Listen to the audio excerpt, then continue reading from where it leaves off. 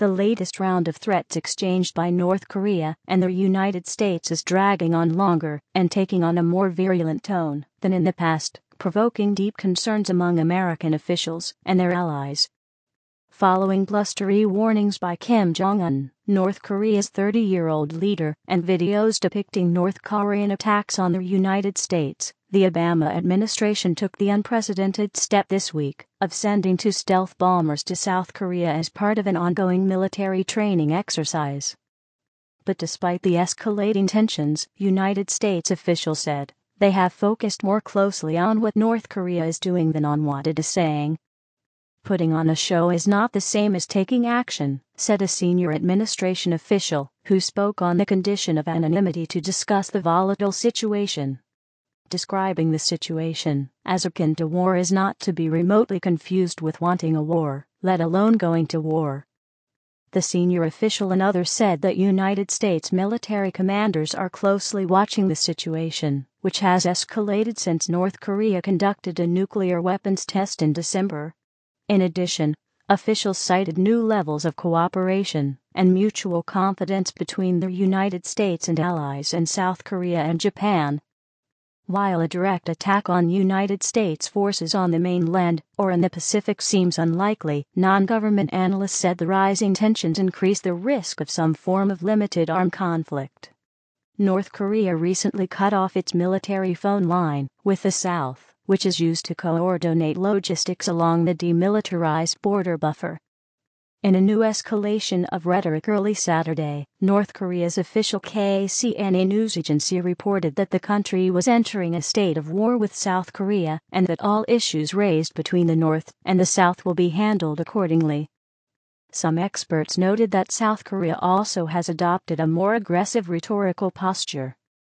Senior officials quoted anonymously in the media have suggested that plans have been drawn up for surgical strikes against North Korea. The level and scope of the rhetoric in North Korea is stronger than in the past, said Scott A. Snyder, a Korea expert at the Council on Foreign Relations. This time we've seen a higher level of threat, delivered at a higher level. He added, there's room for miscalculation right now. Earlier this month, the Pentagon announced it was significantly bolstering America's missile defense capabilities on the West Coast. Secretary of Defense Chuck Hagel said Thursday that the United States has no option but to take Pyongyang's threat seriously. But the decision to include B-2 bombers flown from Missouri in the military exercise with South Korea was made some time ago, the senior official said, adding that United States strategic air assets would be a part of the annual exercise from this point forward. It's not something that just came up last week in response to Kim's verbal and video threats, the official said.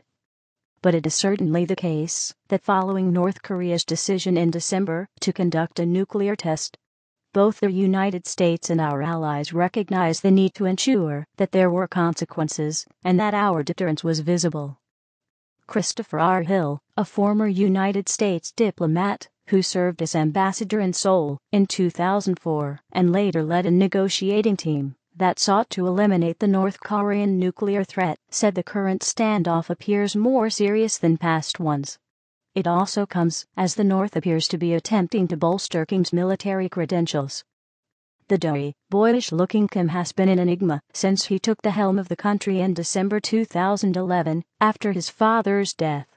The country's leaders have taken great pains in recent months to build the world's youngest head of state as a capable commander-in-chief, granting him additional titles and medals. The explanation could be that this is linked to trying to give this third-generation camp a little more of a profile, Hill said. I don't think he has really connected with the North Korean people. They could be looking to show he's a tough guy. The senior official agreed that Kim's style is sharply different from his father's, including putting himself out in front of the cameras. He's got a sort of assertive, outgoing and more egocentric character. His father was very reclusive and preferred to shove other people out into the limelight. But fundamentally, the pattern is eerily the same, the official said. It's a very familiar North Korean playbook that some of us who have worked on North Korea have seen repeatedly.